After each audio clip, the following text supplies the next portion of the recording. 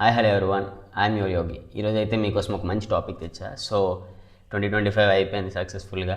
So 2026కి అయితే enter అయ్యాం. So నేనైతే ఫస్ట్ ఇయర్కి వచ్చినప్పుడు మన కాలేజ్ వాళ్ళు, మెయిన్ ఇది ఆదిత్య కోసం చెప్తున్నా, మన కాలేజ్ వాళ్ళు సిఆర్టీ అనేది ఒకటి ప్రోగ్రామ్ అనేది కండక్ట్ చేస్తారు. అంటే క్యాంపస్ రిక్రూట్మెంట్ ట్రైనింగ్. దాంట్లో ఇంగ్లీష్, అర్థమెటిక్, రీజనింగ్ ఉంటుంది. సో నేను వచ్చిన వెంటనే నాకు అర్థమెటిక్, రీజనింగ్ అనేది చాలా చాలా ఇష్టమైంది. సో ఒక 2 months నేను దానికోసం చేశాను, బాగా ప్రాక్టీస్ చేశాను. సడన్గా ఏంటంటే లైట్ తీసుకున్నా, అది ఏంద్ర చేస్తామని. ప్రతి సండే వాళ్ళు ఎగ్జామ్ పెడతారు కదా, సో ఆ ఎగ్జామ్స్ కూడా రాయలే. తర్వాత నాకు ఫైనల్ ఇయర్కి వచ్చిన తర్వాత అర్థమైంది, మనం క్యాంపస్ ప్లేస్మెంట్ కొట్టాలన్నా, గవర్నమెంట్ జాబ్ కొట్టాలన్నా, ఎంట్రన్స్ టెస్ట్ రాయాలన్నా సిఆర్టీ అనేది చాలా ఇంపార్టెంట్. సో మన కాలేజ్ వాళ్ళు ప్రొవైడ్ చేస్తున్నారు, అది మనం యూజ్ చేసుకోలేకపోతాం. Just try to use. మనకి చిరాకు వేస్తుంది, ఏంద్ర బాబు ఈ సబ్జెక్ట్సే చేయలేము, ఇది ఎక్కడ చేస్తామని. సబ్జెక్ట్స్ అనేది ఎలా కానీ ప్రతి ఒక్కరు మ్యాక్సిమం అందరూ 1 day batting before the exam we are prepare, right? So అట్లా కాకుండా అర్థమెటిక్, రీజనింగ్, ఇంగ్లీష్ మీద ఎక్కువ ఫోకస్ చేయండి.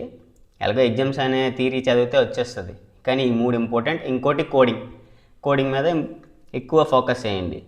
ప్రజెంట్ ఏఎంఎల్ ఇంకా ఫుల్ స్టాక్స్ మీద చాలా డిమాండింగ్ ఉంది కదా, సో దాని మీద ఫోకస్. అంటే మన కాలేజ్లో అన్ని మంచి ప్రొవైడ్ చేస్తున్నారు, వాళ్ళు జస్ట్ యూజ్ చేసుకోలేకపోతున్నాం మనం. సో అందుకే వీడియో చేస్తున్నా. నేనైతే ఇప్పుడు చేస్తున్నా, ఎందుకంటే స్టార్టింగ్ కొంచెం ఎక్కువ ఫోకస్ చేశాను, కానీ ఎక్కువ టైం తీసుకున్నాను. బికాజ్ ల్యాక్ ఆఫ్ ప్రాక్టీస్ అనేది చేయలే. సెకండ్ ఇయర్ మొత్తం వేస్ట్ చేశాను, అంటే అర్థమెటిక్, రీజనింగ్ సెట్ చేయకుండా. కోడింగ్ మీద నాకు కొంచెం గ్రిప్ ఉంది, ఫుల్ స్టాక్ మీద కూడా. బట్ ఫస్ట్ రౌండ్ క్వాలిఫై అవ్వాలంటే అర్థమెటిక్, రీజనింగ్ కావాలి, ఇంగ్లీష్ కావాలి. సో అది ఇంప్రూవ్ చేసుకోండి. మీ అందరికీ ఇదే సజెషన్. నాకు ఆ థర్డ్ ఇయర్లో సీనియర్ ఎట్లా చెప్పుంటే నేను దాని మీద ఫోకస్ చేసేవాడినేమో మేబీ, నాకు ఎవరు చెప్పలేదు. సో అందుకే ఆ రీజన్తో మీ అందరికీ ఒక సజెషన్. 2026 ఫస్ట్ డే కాబట్టి January 1st మీ డే అనేది అర్థమెటిక్, రీజనింగ్, ఇంగ్లీష్ మీద ఫోకస్ చేయండి. ఇంకోటి, కంపెనీ వాళ్ళు అయితే మనకి యాక్సెంట్ చూస్తున్నారు. అది తెలుగు వాళ్ళు ఇంగ్లీష్ మాట్లాడితే ఎలా ఉంటుందో అలా ఉండకూడదు. Try to improve.